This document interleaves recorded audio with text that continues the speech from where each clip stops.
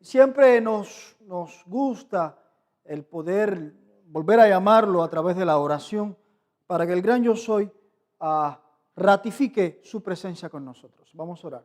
Nuestro Dios, en esta hora agradecemos tus bondades y tus misericordias y la manera poderosa en que nos das la oportunidad de poder estar vivos para una vez más, o un día más, o un sábado más, poder adorarte.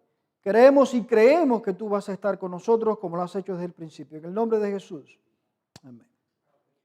El dolor y sus marcas, ¿qué decir de ello? Todo ser humano nos encontramos con estas etapas. Todos llevamos marcas que el dolor ha infligido en nuestro corazón, en nuestra vida. Y lo ha hecho en una forma física, mental, pero también espiritual. Uno de los dolores que más uno experimenta o más sufre es el dolor emocional, es aquellas heridas que sanan y cuestan, a muchos le ha costado hasta la vida. Muchos han descendido a la tumba sin sanar sus heridas internas emocionales. Muchos no han encontrado la cura para las heridas. Y no es más que una palabra maldicha, no es más que una expresión mal colocada en un momento, en un tiempo vulnerable específico, donde las personas han experimentado un derrumbe tras una palabra que ha manchado su vida, ha socavado su corazón, ha desaparecido su autoestima. El poder de las palabras, hay palabras que son mágicas, pero que son tan poderosas que pueden acabar contigo en el aspecto emocional. Hay quienes aún están sufriendo las palabras de frases que bien combinadas pueden destruir las fuerzas para seguir, pueden destruir las fuerzas para vivir. Tan mágicas son que en momentos vulnerables, cuando son bien colocadas, pero en una forma positiva, eso podría levantar el ánimo de mucha gente.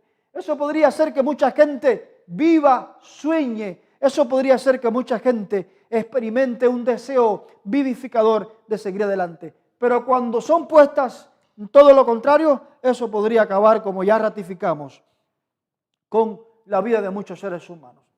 Desde 1969, la psicología se adentró sobre el campo de cuáles son las cinco etapas de duelo que se experimenta después de perder un ser querido. Elizabeth, suizo-americana de apellido Kübler-Ross, ella encontró y escribió un libro llamado Sobre la muerte y el morir. Y hablando de las marcas del dolor y sus etapas, ella tiene al menos cinco etapas o 5 pasos, por lo cual te especifica que los seres humanos pasamos cuando hemos perdido un ser amado. La primera etapa de la negación. El ser humano no cree que eso pasó. No puede ser identificada porque en algún momento es cierto que se choca con la realidad, pero es difícil. En esa primera etapa, esa negación puede inicialmente amortiguar el golpe de la muerte de un ser querido y aplazar el dolor. O sea, que no estás creyendo que pasó. La segunda etapa de la ira. Sentimientos de rabia, sentimientos encontrados en tu corazón que como que aprietan tu pecho. Tercera etapa de la negociación. Es una fantasía de que no pasó. Es una fantasía con la idea de que se puede revertir o cambiar el hecho de la muerte.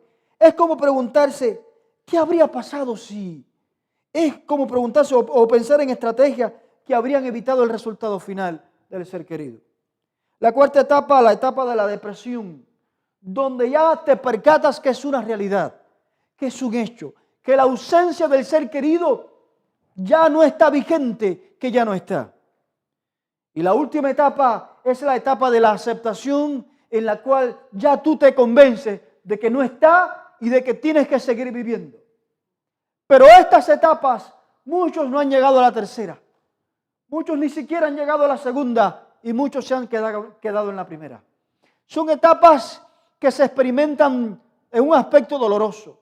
La pérdida de un ser querido te marca y muchas veces lo hace para toda la vida. Hay diferentes marcas. Los seres humanos nos adentramos a un mundo donde el dolor y sus marcas son normales. Pero ¿cómo vives con ellas? ¿Cómo te desarrollas? ¿Cómo puedes tú seguir viviendo sabiendo que que a todos los seres humanos nos impacta el dolor y nos deja heridas o marcas que a veces cuando las miramos como que nos hace regresar al momento en que estábamos sufriendo. Y en el aspecto también del campo de la psicología, hay niños que crecen con una carencia afectiva que eso los marca hasta la vida futura o hasta la adultez. Pero si hablamos en el aspecto específico bíblico y nos adentramos en lo que queremos decir, el personaje que queremos presentar es un dolor que incluía aspecto físico, moral, espiritual. Es un dolor que va más allá o probablemente de una inflación o una herida corporal. Va más allá de lo que quizás podemos presentar o experimentar brevemente en los infortunios normales de esta vida. Estamos hablando de Jacob. Jacob experimentó más que dolor físico, emocional. Porque si hay un dolor que te derriba, es el dolor de tus amados. Es verte en la necesidad de abandonarlo. Es verte en la solución de irte porque no puedes vivir dentro de ello. Para el tiempo de Jacob había, podríamos llamarle, una planificación hebrea en el cual los hijos obtenían la primogenitura o los primeros nacidos para adelantar el legado de sus padres. Creo que todos conocemos o lo que hemos leído en la Biblia, cómo se desarrolla el drama entre Jacob y Esaú y esa lucha por la primogenitura.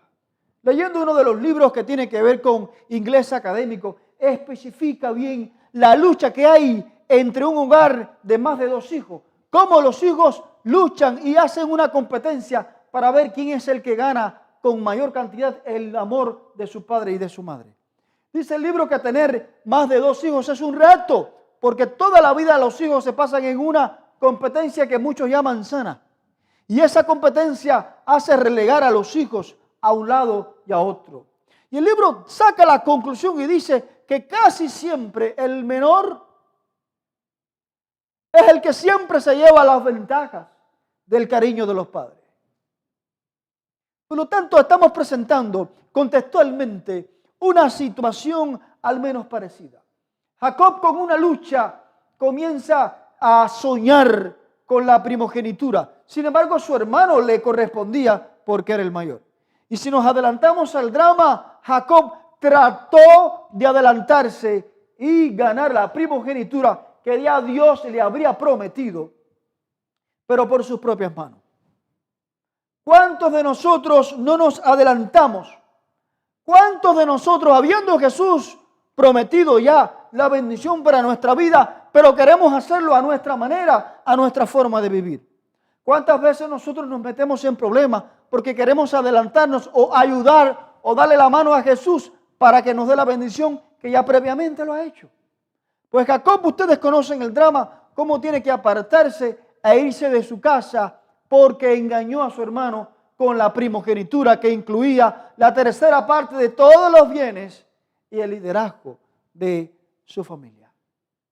Ustedes pueden leer y pueden indagar a partir de los capítulos 30 en adelante cómo el drama se desarrolla en un mundo granjero, en un mundo de la era patriarcal, en un mundo donde el ser primero era un privilegio. No sé cuántos de ustedes son primeros nacidos, pero la Biblia especifica que muchas veces Dios escogió a los primogénitos no por haber nacido primero, sino por obediencia. No por haber roto matriz, sino porque llevaban el legado del mismo cielo. Ahora, si nos adelantamos al drama, nos encontramos que por Jacob y su mamá querer adelantar lo que Dios previamente había prometido, tiene que abandonar a su familia. Y si hay un dolor también que se sufre, es el dolor que uno sabe que nos está causando cuando nosotros hemos decidido mal. Aquel dolor que te dice a ti que estás sufriendo por tu propia mano. Tienes al acusador que constantemente te está diciendo. Tienes al acusador que constantemente te está apuntando. El mismo acusador que te incitó para que ayudaras a Dios es el mismo que ahora comienza a tratar de removerte. Así que Jacob se va por las exigencias de su propia decisión. Y ustedes conocen cómo el drama tiene que ir allá a casa de su tío y encuentra una muchacha y se casa y los engaños de su tío y todo lo que pasó. Pero uno podríamos llamarlo, de los dramas que más impacta mi vida es el drama de haberse encontrado o encontrarse nuevamente con su hermano Esaú. Yo no sé cuántos de ustedes tienen la oportunidad de tener hermanos, pero Jacob desde muy joven había salido de su casa por el hecho de que había engañado al que le tocaba legalmente la primogenitura, pero que ya Dios había dicho que no era él. Y hacía años que no se veían. Y Esaú había prometido, el día que me encuentre con mi hermano, ahí será el final de su vida. Y no lo hago ahora porque papá está en el medio. Y uno de los conflictos que más hiere a los seres humanos son los conflictos que tenemos dentro de nuestra propia sangre, dentro de nuestro hogar. Si hay dolor que se experimenta, que se sufre, es el dolor de una madre cuando ha perdido a su hijo. Es el dolor de un padre cuando ha perdido a sus hijas. Es el dolor de los esposos cuando no pueden vivir juntos por los constantes conflictos.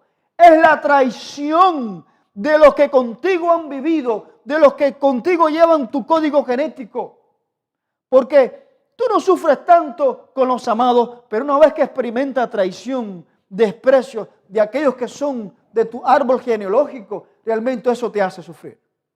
Así que Esaú, tras bambalinas, había prometido, cuando papá muera, yo voy entonces por mi mano a hacer justicia. Y ustedes conocen cómo Jacob, desde que sale de casa de su padre, comienza a recordar que en algún momento de la historia de su vida, su hermano lo iba a encontrar. Su hermano siempre fue desde muy pequeño diestro, desde muy joven diestro en la casa. Era un hombre forajido que después que Jacob abandonó el hogar, se había hecho de muchos, unos 400 y tantos hombres del desierto, gente que no tenía miedo, gente que estaba acostumbrada al calor exigente del mismo desierto, gente que sobrevivía, pero gente que era diestra, gente que asaltaba. Y Jacob reconocía que si su hermano lo encontraba, muchas cosas podrían pasar. Cuando Jacob salió de su casa, sale solo, pero ahora en el drama en que queremos presentar, ya Jacob no está solo. Jacob se está haciendo acompañar de sus mujeres y de sus hijos. Hijos que estaban escalonadamente, mayor, menor, como una escalera. Y ahora Jacob no solo temía por sí, sino también temía por sus hijos. Y una vez que eres padre, y una vez que experimentas que es tener un hijo, ya el miedo no está necesariamente sobre ti. Ya tu existencia es por amor a tus hijos y no por ti mismo. Ya muchas veces prefieras que sean tus hijos los que vivan y seas tú el que desciendas a la muerte.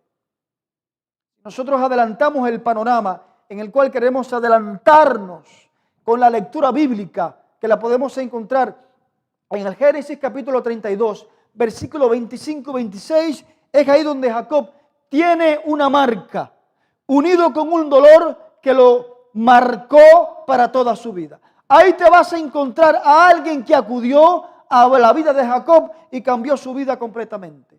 Pero llegando y bordeando el contexto de cómo Jacob comienza a experimentar y a arrastrar podríamos llamarle dolores que lo llevan a tener una experiencia cercana con Dios, te das cuenta que al Jesús llegar y chocarse con Jacob necesitaba realmente de una conversación, necesitaba de un coloquio con el Mesías, necesitaba de abrir su corazón, pero de una manera limpia, libre, sin filtro, sin tabú.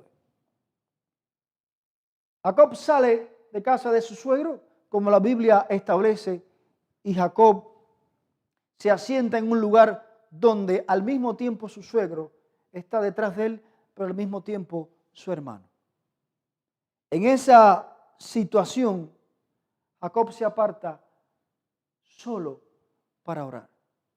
Porque ahora Jacob está haciendo un recuento de su vida y deja a los niños y a la esposa y se va a un lugar de salteadores y ladrones, donde normalmente los bandidos asaltaban a los transeúntes, a los que pasaban por allí.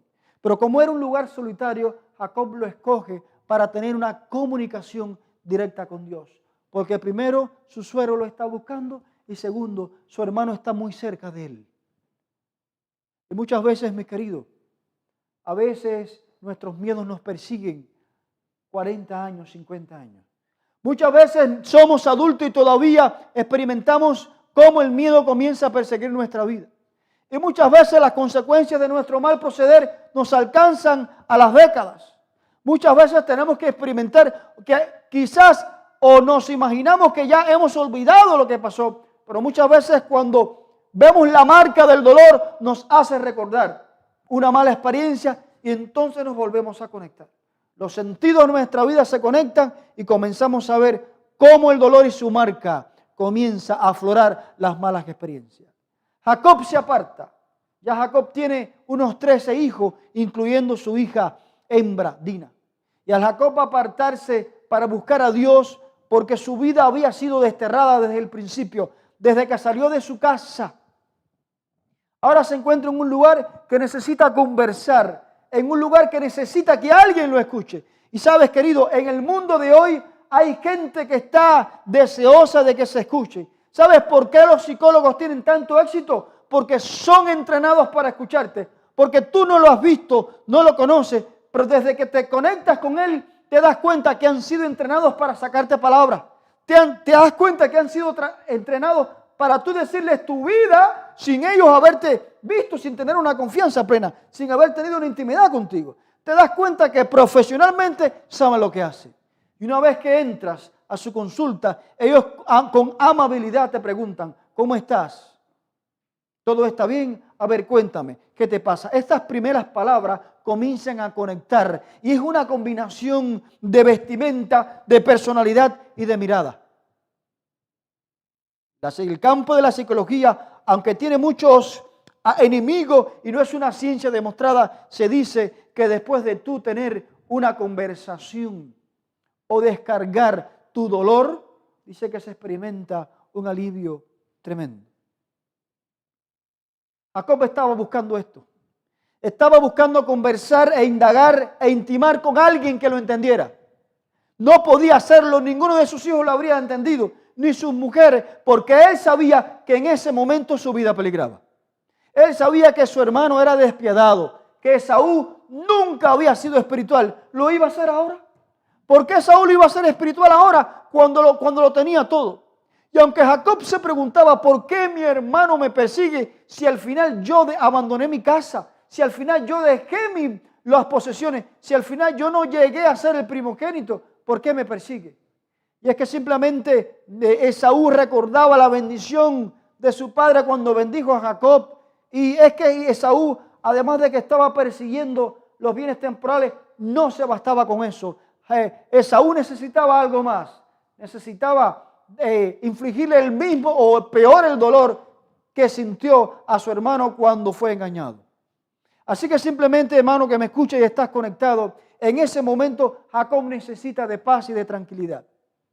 Y en ese momento de paz, mientras está prostrado, porque tenemos que ver la forma en que los hebreos se postraban. Simplemente no es como nosotros nos arrodillamos hoy. Era poner la frente al piso. Era como hacer esto. Era como tirarse completamente. En esa postura, en esa forma, es que Jacob está conversando con el Dios del cielo y le está diciendo, mi vida está experimentando algo triste. Estoy pasando por los momentos más duros. Ahora, a mano cerquita de la muerte, mi hermano no va a tener piedad de mí. Mi suegro también está tratando de buscar mi vida. Y tú eres el único que me puedes sacar. Sin embargo, yo sé que miserablemente es mi culpa de yo no haber hecho lo que hice hace tantos años. Hace casi 20 años salí de mi casa y ahora al cabo de los casi 20 años me persigue una mala decisión. Y querido, sí, te digo algo. Nuestras malas decisiones muchas veces nos persiguen, no 20, hasta después de muertos, socavan y estorban la vida de nuestros seres amados. Por lo tanto, cuando vayas a decidir, piensa bien. No vaya a ser que una decisión para ti te traiga placer, pero más allá le traiga mucho dolor a tus seres queridos. Y en esa posición, mientras Jacob está languideciente, necesitando de intimar con alguien, él siente una mano en su hombro. Y tras la reacción, y como era un lugar de salteadores, como era un lugar de ladrones, como Jacob sabía que en ese lugar se acostumbraba a saltar, la reacción humana fue tratar de defenderse y escapar por su vida. Querido, y cuando estamos asustados, la adrenalina multiplica nuestra fuerza, multiplica nuestra destreza. El corazón comienza a latir más aceleradamente, las pupilas se dilatan y el cuerpo se prepara para la lucha. Y Jacob comenzó a luchar, como ustedes conocen, con este varón que está acercándose a él. La lectura bíblica dice lo siguiente: y cuando el varón vio que no podía con él, tocó en el sitio del encaje de su muslo y se descoyuntó el muslo de Jacob mientras con él luchaba. Y dijo: déjame, porque raya el alba. Y Jacob le respondió: no te dejaré si no me bendice. Cuando tú no te adelantas al drama, te percatas que estuvieron por varias horas en la madrugada forcejeando entre un ser divino y Jacob. Y hay muchas preguntas que tú te haces. Es increíble cómo es posible que la vida de Jacob había sido desde el comienzo engañosa. ¿Cómo es posible que la vida de Jacob había sido austera desde el comienzo? ¿Cómo su nombre caracterizaba su vida? ¿Cómo un hombre con tantas situaciones negativas podía tener el privilegio y el alto honor de estar luchando con el Rey de Reyes y Señor de Señores? ¿Cómo es posible entonces que Dios era capaz de venir en auxilio a un hombre que toda su vida la había dedicado al engaño? ¿Cómo es posible que Dios podía apiadarse de un hombre que siempre había sido un extorsionista, un hombre que había sido un engañador? Pero ¿cómo es posible que Dios mismo sacó tiempo de su tiempo eterno en el cielo y descendió como el ángel de Jehová, transformándose en un ser humano, tomando la fuerza de un ser humano para igualarse a un hombre que no lo merecía, para acercarse a un hombre que no lo merecía, para entonces intimar y luchar con Jacob? ¿Cómo es posible que Dios puede intimar con alguien que no era alguien que estaba bien, que sus hechos estaban muy lejos de ser de lo que había aprendido desde niño? ¿Cómo es posible que el que creó al mundo con su voz, el que creó el universo, el que dijo y fue hecho, el que creó a Adán y Eva, ahora se está rebajando a la condición de un hombre, a la fuerza de un hombre, al tamaño de un hombre, para venir a intimar a la oración de Jacob? ¿Cómo es posible que Dios es capaz de hacer tanto por el ser humano que no lo merece?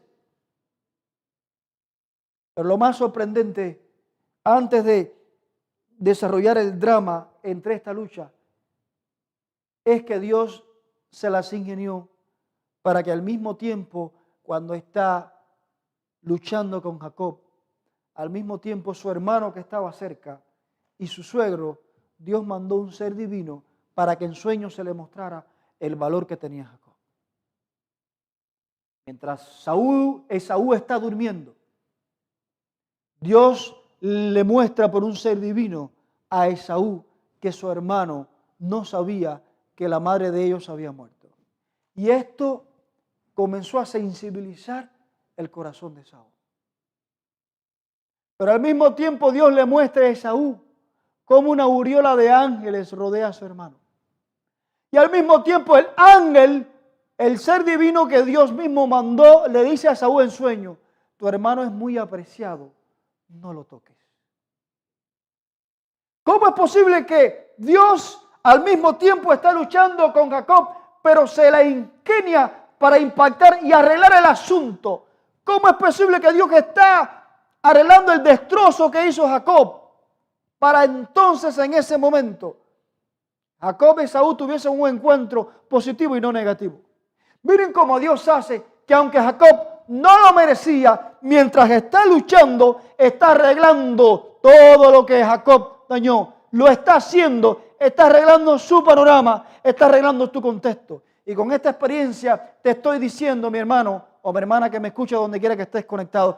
Dios es experto en arreglar, en reparar, en desaparecer tus malas decisiones. Que aunque muchas veces tenemos que ver el dolor en sus marcas, pero Dios es experto aún así de tener misericordia de ti y arreglar tu vida y entregarte una página en blanco donde nunca más la mancha de tu pecado aparezca si tú te arrepientes y te entregas a Él. En esa lucha que tiene Dios con Jacob, aunque el pasaje bíblico no está interesado en decir que hubo lamento, si estuvieron varias horas luchando, yo estoy imaginando que Jacob, sabes que cuando uno forcejea, se expresa, aunque quieras o no. Estoy imaginando que Jacob no solamente habló, sino que gritó, porque Jacob estaba luchando por su vida. Y Jacob sabía que si esa batalla la perdía, si a él lo mataban, el asesino iba a arremeter contra su familia. Y yo quiero que usted tenga la atención a esto. Si Jacob, para la mentalidad de Jacob, si Jacob moría en ese momento, ¿qué iba a pasar con su familia? ¿Qué iba a pasar con sus pequeños? Por eso es que Jacob está luchando hasta morir. Por eso es que Jacob no podía darse el lujo de morir. No podía darse el lujo de perder. No podía darse ese lujo. Y se está agarrando no solamente pensando en perder su vida. ¿Qué va a pasar con los míos? Los que son padres saben lo que les estoy diciendo.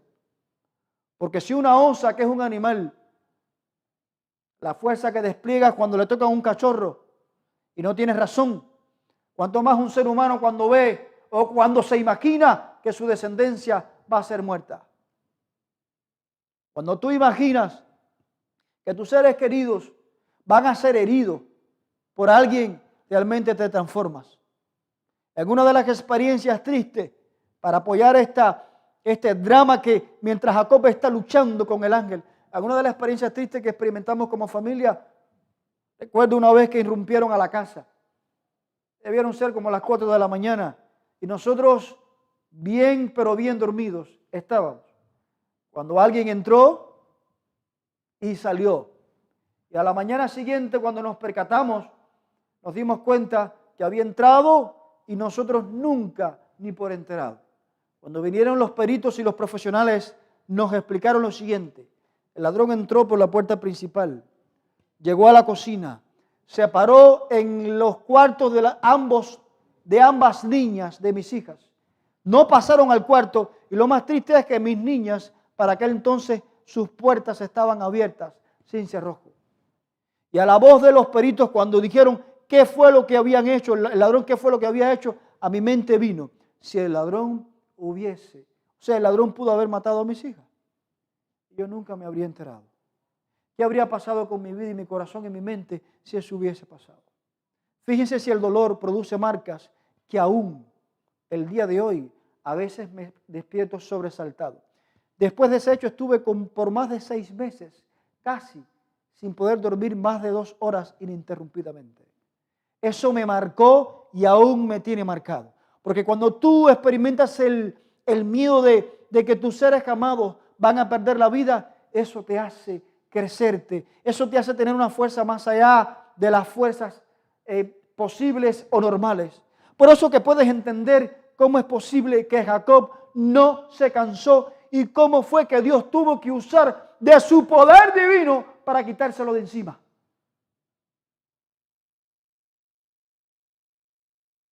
Jacob estaba temiendo, estaba viendo que si él moría, su familia completa lo iba a hacer.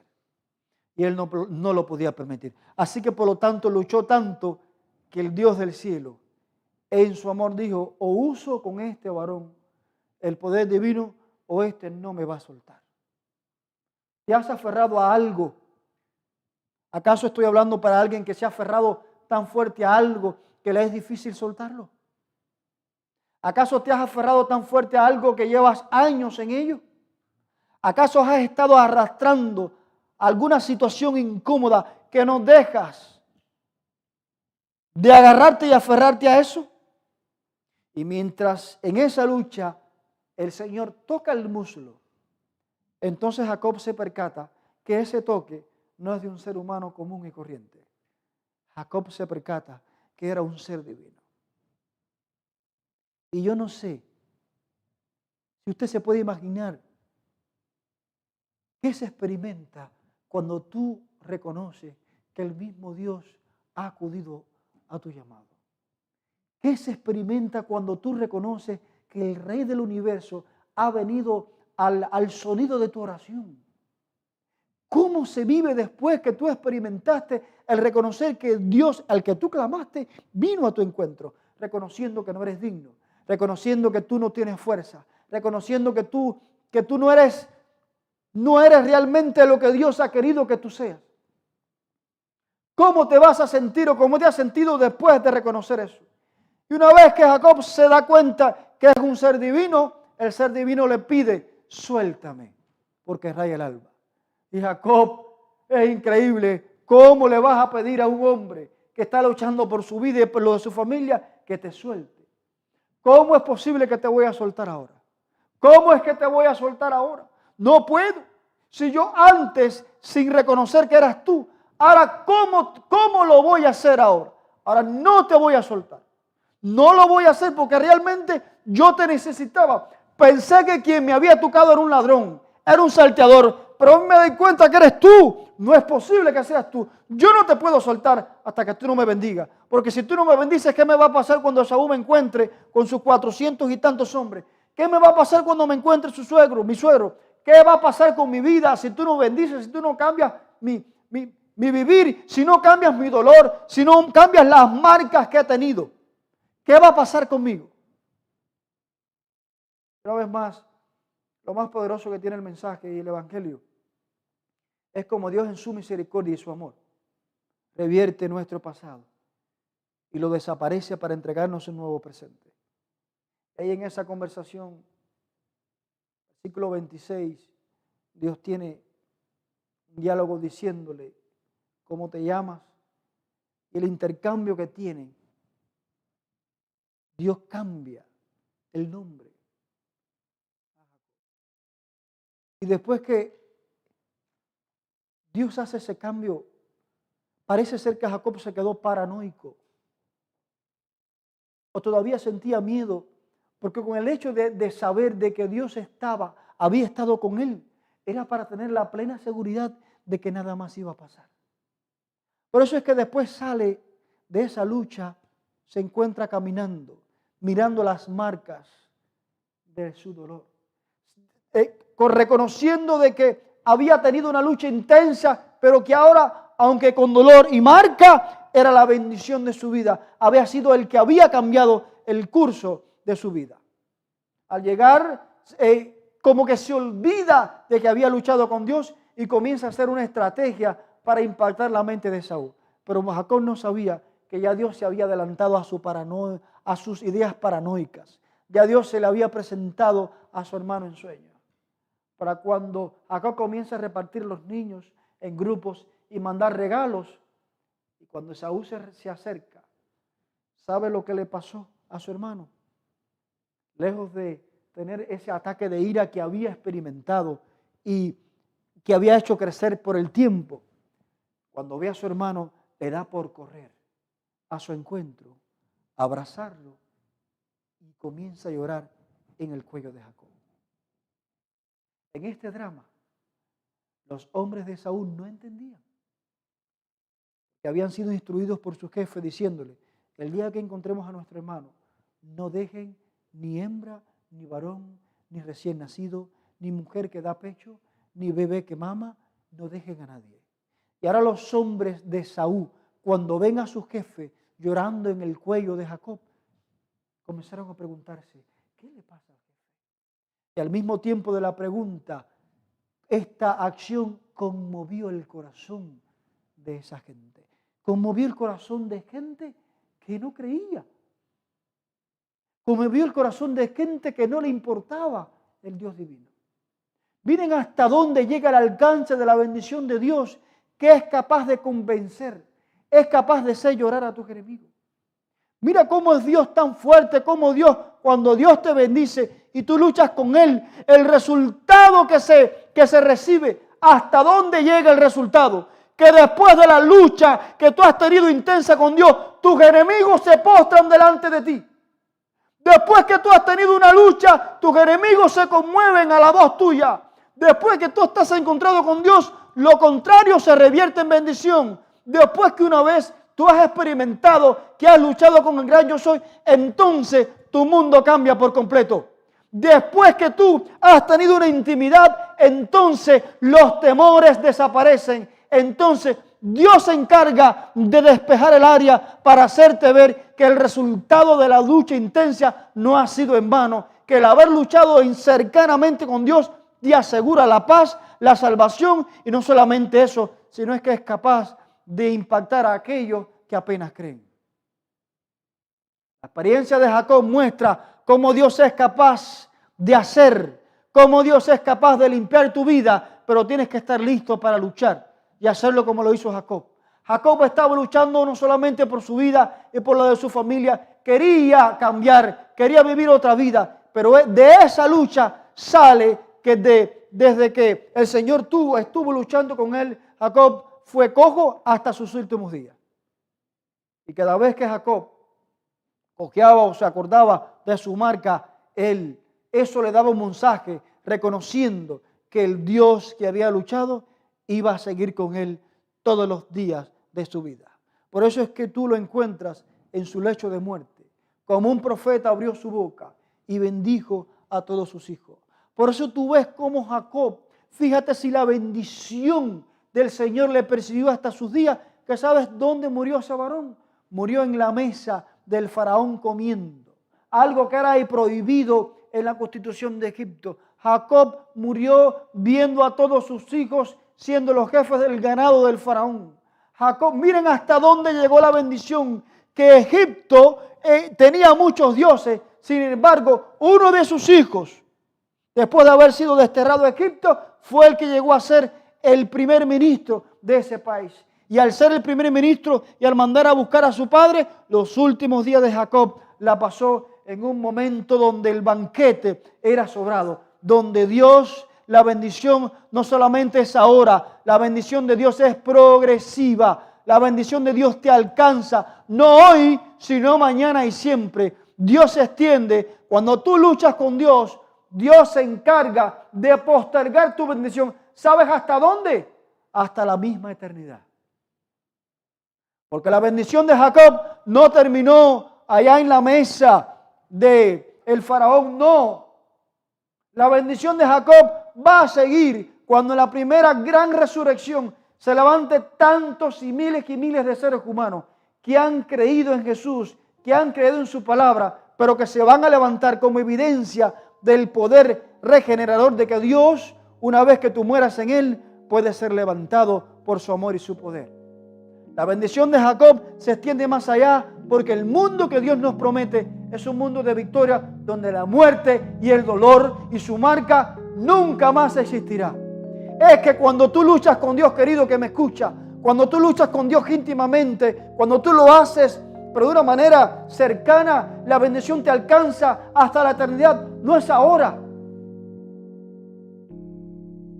Realmente tú te decidas aferrarte a Él y decirle, no te soltaré hasta que no me bendigas, vas a ver hasta dónde llega esa bendición.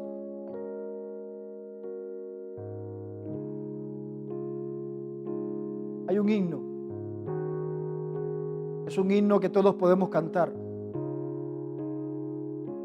Juntos lo podemos hacer. Es el canto, podríamos llamarles el canto de